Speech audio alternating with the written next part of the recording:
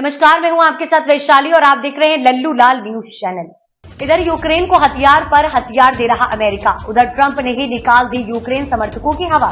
America के पूर्व राष्ट्रपति और रिपब्लिकन कैंडिडेट डोनाल्ड ट्रंप ने रूस यूक्रेन युद्ध को लेकर जेलेंस्की और बाइडेन प्रशासन की कड़ी आलोचना की है। उन्होंने यूक्रेन की स्थिति को निराशाजनक बताते हुए कहा कि लोग मर चुके हैं और देश तबाह हो चुका है। ट्रंप ने यूक्रेन के राष्ट्रपति जेलेंस्की पर रूस के साथ युद्ध खत्म करने के लिए सौदा करने से इनकार करने का आरोप लगाया है।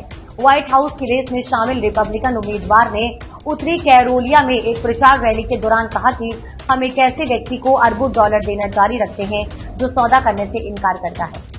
ट्रंप ने जेलेंस्की को बताया सेल्समैन। ट्रंप ने यूक्रेनी राष्ट्रपति जेलेंस्की पर तीखा हमला करते हुए सबसे बड़ा सेल्समैन बताया। ट्रंप ने कहा कि हर बार जब वह हमारे देश में आते हैं तो $60 बिलियन लेकर चले जाते हैं। ट्रंप ने यूक्रेन की राजधानी कीव के बाहर खंडारों में तब्दील देश के तौर पर बताया और कहा कि उनके पास सैनिकों की कमी है और युद्ध में हुई मौतों और पड़ोसी देशों के कारण जनसंख्या कम हो रही है। उन्होंने सवाल किया कि क्या यूक्रेन के पास जंग खत्म करने के लिए कोई सौदेबाजी की चिप बची है। ट्रंप ने जेलेंस्की के साथ साथ यूक्रेन की मदद करने वालों पर भी निशाना साधा।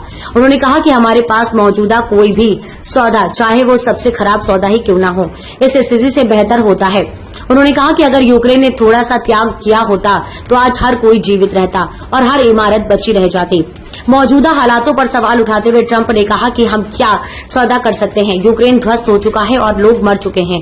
ट्रंप लगातार यूक्रेन को मिलने वाली अमेरिकी फंडिंग पर सवाल उठाते रहे हैं और दावा किया है कि वह राष्ट्रपति बनते हैं तो 24 घंटे के अंदर युद्ध रुकवा सकते हैं। जेलेंस्की ने रिपब्लिकन प्रस्ताव को कट्टरपंथी बताया है।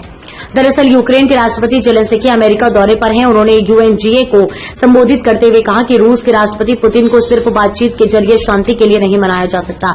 जेलेंस्की ने कहा कि यूक्रेन को सशक्त बनाकर ही पुतिन को जंग खत्म करने के लिए मजबूर किया जा सकता है।